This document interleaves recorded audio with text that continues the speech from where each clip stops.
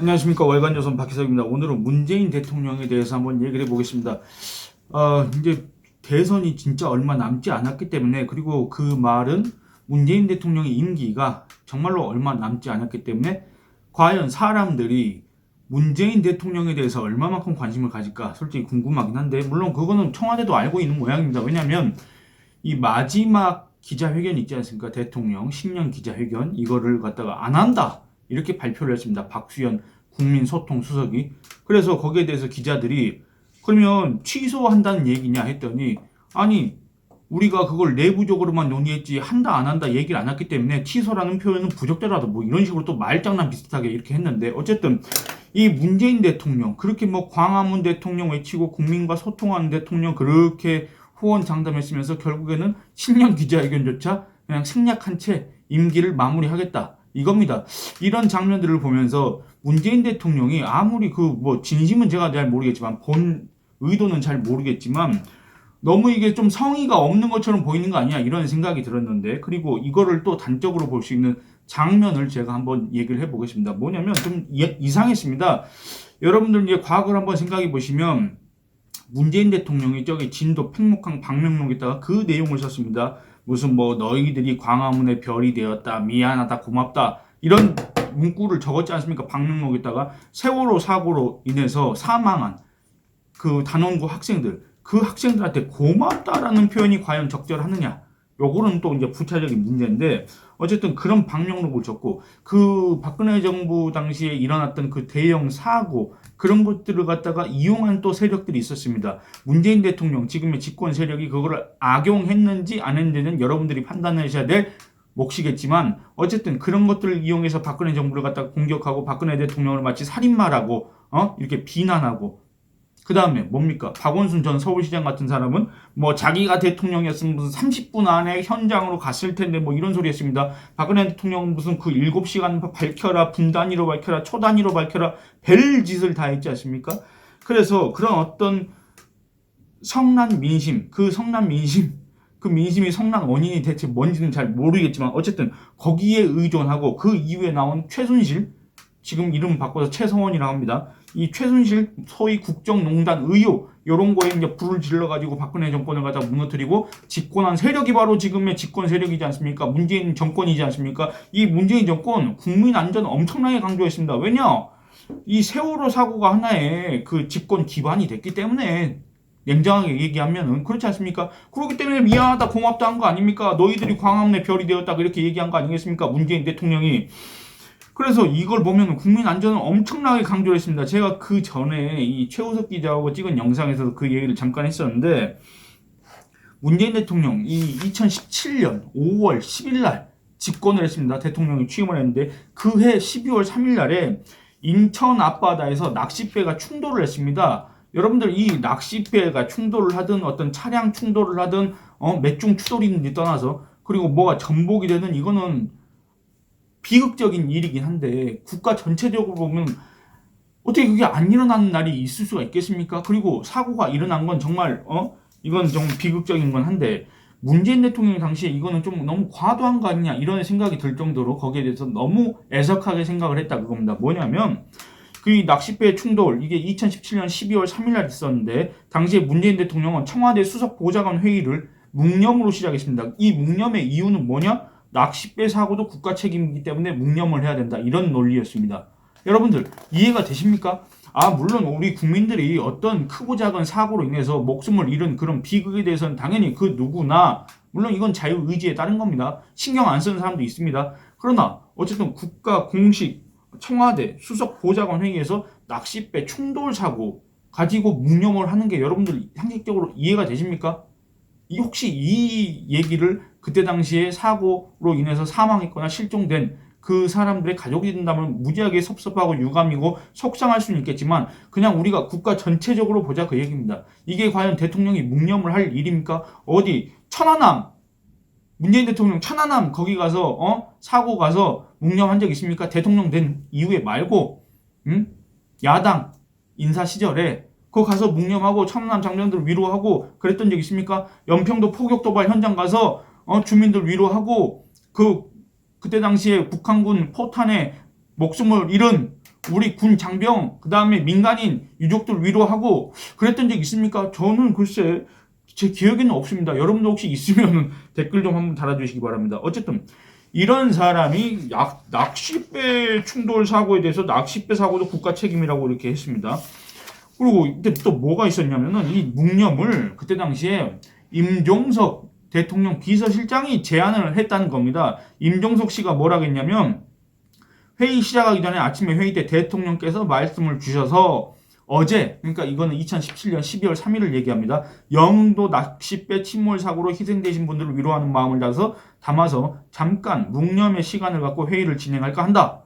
이렇게 얘기하면서 침몰 사고로 희생되신 분들을 위로하는 묵념의 시간을 잠시 갖도록 하겠다. 이거에 따라서 문재인 대통령과 임종석 씨 그리고 그 밖에 청와대 참모진들 있지 않습니까? 이 사람들이 이 수석보좌관 회의 여기에 참석해가지고 이제 일동 기립을 한 상태에서 묵념을 하고 조의를 표했습니다. 당시에 문재인 대통령이 낚싯배 충돌 사고에 대해서 뭐라고 그랬냐면 어제 낚싯배 충돌 사고로 안타깝게 유명을 달리하신 분들께 삼가 조의를 표하고 유족들에게 심심한 위로의 말씀을 드린다. 아직 찾지 못한 두 분에 대해서도 기적 같은 무사 귀환을 기원한다. 문재인 대통령 또 이렇게 얘기합니다. 이유 여하를 막론하고 이 같은 사고를 막지 못한 것과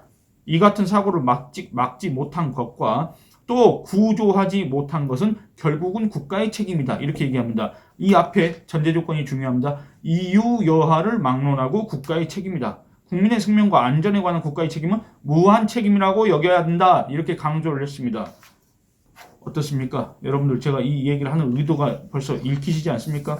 그로부터 20일 뒤에 또 대형 참사가 발생했습니다. 바로 제천 화재 사고입니다. 제천의 그 사우나과 찜질방에서 화재 사고가 발생했지 않습니까? 그때 당시에 문재인 대통령 사고 발생 2시간 뒤에 당시 김부겸 행안부 장관한테 신속한 화재 진압과 구조를 통해 인명피해가 최소화되도록 만전을 기해 주길 바란다. 이렇게 얘기했습니다.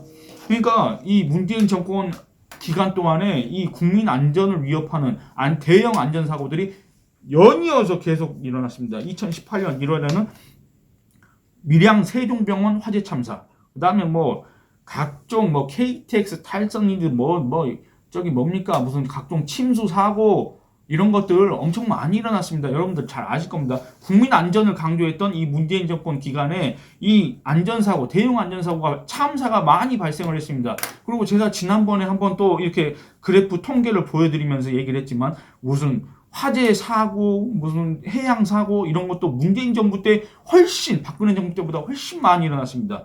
그러니까 이 말로는 무슨 뭐 이유 여하를 막론하고 사고를 막지 못한 것과 구조하지 못한 건 국가의 책임이다 이렇게 얘기를 했고 무한 책임이다 이렇게 얘기를 했는데 사고가 끊이지를 않았다 그겁니다. 그리고 이 사고 유형도 비슷합니다. 이거를 과연 불가피한 절대 막을 수 없었던 사고였냐? 그게 아니었는데 그렇습니다. 이 광주 신축 아파트 있지 않습니까? 이게 뭐 제가 위치를 보니까 광주 광천터미널 맞은편에 화정 아이파크라고 현대산업개발에서 이제 신축을 하는 그 아파트였는데 여러분들 이 아파트 뭐 왜 무너졌는지 아시지 않습니까? 부실공사입니다. 이 겨울철에 콘크리트 양생을 제대로 해야 되는데 그 공기를 단축하기 위해서 공기를 단축한다는 거는 공사비를 줄이기 위해서 자기들 이익을 더 보기 위해서 그 자기들 이익이라는 게 원청의 이익인지 하청의 이익인지는 잘 모르겠지만 어쨌든 그 공사비를 더 수익으로 갖고 가기 위해서 부실하게 양생을 했다 그겁니다. 그러니까 무너져 내린 거 아닙니까? 여기에 대해서 문재인 정부 뭘 하겠습니까? 여러분들 혹시 기억나시는 거 있습니까?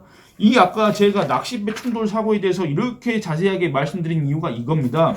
이 문재인 대통령이 뭐라 했냐면 이 사고가 12일 날 일어났습니다. 문재인 대통령 13일 날 청와대 회의에서 이렇게 얘기합니다. 최근 잇따른 안전사고의 근본적인 원인을 철저히 조사하고 사전 예방과 재발 방지를 위한 안전대책 강화 등 후속 조치에 만전을 기하라 이렇게 지시를 했습니다. 여러분들 박근혜 대통령이 그 세월호 사고 당시에 이런 얘기 안 했습니까? 뭐 구조자 얼른 구조해라 실종자 얼른 수색해라 이런 지시 안 했습니까? 중앙재난대책본부에 가서 이런 지시 안 했습니까? 국민들한테 브리핑 안 했습니까? 5시간, 7시간 걸렸다고 그렇게 난리를 쳤지만 어쨌든 안 했습니까? 문재인 대통령 청와대 참모회의에서 이렇게 얘기를 했다고 문재인 대통령이 얘기를 했다고 청와대 대변인이 서면으로 밝힌 게 이 내용입니다. 문재인 대통령 국민들 앞에 나온 적도 없고 이 사고와 관련해서 그리고 15일 소위 말하는 중동 3개국 순방을 간다고 하면서 서울공항에서 출국할 때 전해철 행안부 장관한테 이런 지시를 했답니다. 광주 신축 아파트 붕괴 사고와 관련해서 신속한 실종자 구조와 사고 수습 등을 지원하라 이렇게 얘기했습니다.